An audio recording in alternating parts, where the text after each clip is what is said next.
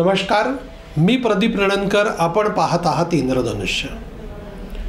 22 तारखेला संपूर्ण जगभरात हिंदू जनतेच्या मनामध्ये एक उत्साहाचं वातावरण निर्माण होईल. सर्वत्र राममय वातावरण आहे. 500 वर्षाच्या लढाईला आता अंतिम यश मिळालंय आणि अयोध्येत रामललाची मूर्ती विराजमान होती आहे. मंदिर वही बनाएंगे लेकिन तारीख नहीं बताएंगे अशी टीका करणाऱ्या मंडळींना चोख उत्तर मिळालंय. न्यायालयाच्या निर्णयातून राम मंदिर उभं राहतंय. अतिशय भव्य राम मंदिर आणि तेही लोकसहभागातून उभे राहते. या राम मंदिराचा भाजप राजकारणासाठी लाभ उठवत आहे अशी टीका काँग्रेस व त्यांच्या इंडिया आघाडीतील काही मंडळींनी केली आणि याच्याकडे दुर्लक्ष करण्याचं त्यांनी ठरवलं आहे. नेते काही ठरवू देत, पण कार्यकर्ते जे आहेत, जे लोक थेट लोकांमध्ये जातात, अशा मंडळींना मात्र रामाला टाळता येत नाही. आपण देशातल्या सर्व कार्यकर्त्यांना, सगळ्या पक्षातले कार्यकर्ते हे रामाच्या सोबत आहेत. कोणीही रामाला विरोध करण्याचं धाडस करत नाही, कारण रामाला विरोध करणं म्हणजे आपणच आपली कबर खोदणं असा त्याचा अर्थ निघू शकतो. आणि म्हणून अगदी विश्व हिंदू परिषद असेल आणि ज्या सगळ्या आयोजकांनी जे आवाहन केलं आहे की या निमित्ताने आपापल्या गावामध्ये उत्साह करा, मंदिरांची स्वच्छता करा, घरावर रोषणाई करा, असं जे आवाहन करण्यात आलं आहे त्याला अतिशय उत्तम प्रतिसाद मिळतो आहे. अगदी काँग्रेस पक्षाचे कार्यकर्ते असतील, शिवसेना उबाठा गट असेल किंवा राष्ट्रवादी शरद पवार गट असेल, ही मंडळी त्यांचे नेते काहीही टीका करू देत. आता मल्लिकार्जुन खरगे असतील, राहुल गांधी असतील की आम्हाला निमंत्रण मिळालं पण आम्ही जाणार नाही. शरद पवारांनी पण तेच सांगितलं की मी काही जाणार नाही. असं सगळ्यांनी सांगितलं जाणार नाही, नका जाऊ तुम्ही. पण तुमचे जे कार्यकर्ते आहेत, अगदी प्रमुख पदाधिकारी देखील हे अतिशय उत्साहाने एकूण रामपूजनाच्या कार्यक्रमात मग्न आहेत.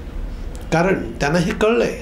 म्हणजे काही जण वेगवेगळ्या स्थानिक मंदिराचे ट्रस्टी असतील, जे थेट लोकांमध्ये जातात, या लोकांना माहिती आहे आणि त्यामुळे एक चांगली परिस्थिती, चांगलं वातावरण, हे सगळे बुडबुडे आहेत. थोडं बहुत जी टीका करणं आहे ना, भूमिका म्हणून ते घेत असतील, ते पुन्हा त्यांना म्हणावं लागतं राम हा कोणा एकाचा नाही, राम आपल्या देशातल्या सगळ्या लोकांचा आहे आणि त्यामुळं आमची श्रद्धा आहे, परंतु आम्ही त्याचं राजकारण करणार नाही. असं हरकत नाही, तुम्हाला राजकारण करायचं तर करू नका, इतरावर राजकारण ते करतात अशी टीका करा, तुम्हाला जे करायचं ते करा. पण कार्यकर्ते मंडळी जी आहेत ती सर्व मात्र आता रामाच्या विषयामध्ये लीन होत आहेत रामासमोर. आणि गावोगावी रामाचं वातावरण हे अतिशय जोरात आहे. काही ठिकाणी मिरवणुका निघत आहेत, काही ठिकाणी मंदिरावरती रोषणाई होती आहे. 22 तारखेला काही ठिकाणी महाप्रसाद होणार आहे. मग ठिकठिकाणी मोठे LED लावून सोहळा थेट लोकांना दाखवण्याचे कार्यक्रम आहेत. काही ठिकाणी रामकथा सुरू आहेत. राम मंदिरामध्ये प्रसादाचं वाटप असणार आहे, महाआरती होणार आहे. सगळीकडे एक वेगळा मोठा माहोल तयार होतो आहे. त्याची तयारी सगळीकडे होती आहे. आत्तापासून रामाचे कटआउट हे वेगवेगळ्या शहरात, गावात लावले जात आहेत आणि एक वेगळं वातावरण उत्तम पद्धतीनं तयार होत आहे. मुठभरांनी विरोध केला तर त्याच्याकडे सगळेच जण दुर्लक्ष करणार आहेत. किती कार्यक्रम होत आहेत, रामरक्षाचं पठण होत आहे. ज्याला जे जे सुचतं आहे ते ते कार्यक्रम त्या ठिकाणी आपापल्या शक्तीनुसार लोक करतायत. आणि त्यात मग कुठलाही जातीपंथाचा भेदभाव तिथं नाही. सगळ्या जातीपंथाचे लोक, स्त्री पुरुष अबाल वृद्ध मोठ्या संख्येने या उपक्रमामध्ये सहभागी होत आहेत. अशी एक अतिशय वेगळं ही एक पर्वणीच आहे. ज्यांनी प्रत्यक्ष लढ्यात सहभाग दिला, जे कारसेवेला गेले होते, त्यांच्या घरची मंडळी अतिशय उत्साहाने सहभागी होत आहेत.